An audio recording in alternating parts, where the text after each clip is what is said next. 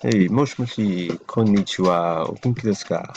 Greetings, hello, and welcome to lesson 3. I'm once again your host, and today, for lesson 3, we will cover na through ho. So let's see if we can get started.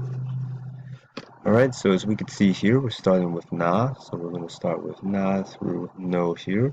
The first character is na, so with na, a good word for this would be naru.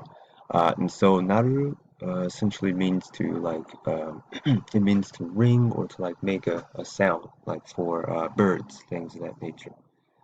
So yep, so we could say something like denwa ga natteru, denwa ga natteru. Yes, the phone is ringing, something like that. All right, so let's see if we can go to ni. So ni is essentially, yep, so there's the character for ni.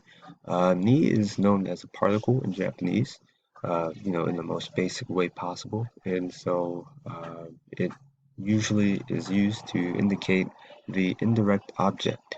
So in other words, it can mean like in, at, or on. So just those kinds of things there.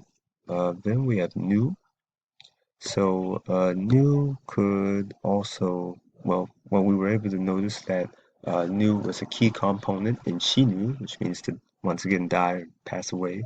New in this case would, I guess we could say, use another word for that incorporates new, such as nuno. So nuno refers to, like a garment or a cloth per se. And so yes, that would be a great one there. We also have ne.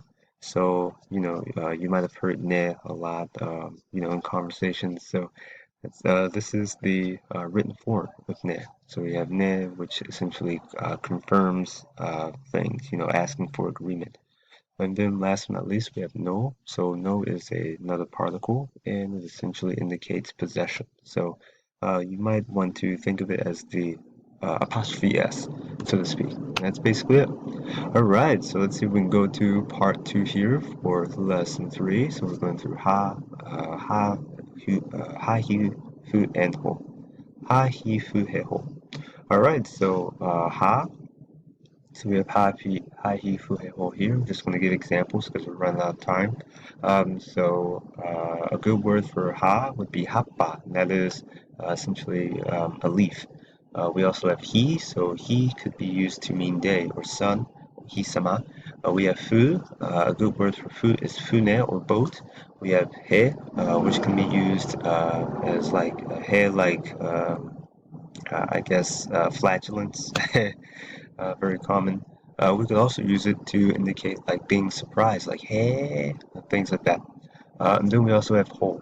Ho would be a good word. We could use like the word horu. Horu essentially means to dig in Japanese. So, yep, and so that's essentially it for lesson 3. Once again, thank you very much. Arigatou gozaimashita. Very good lesson here. And let's see if we can go to lesson 4 afterwards. All right, また次回.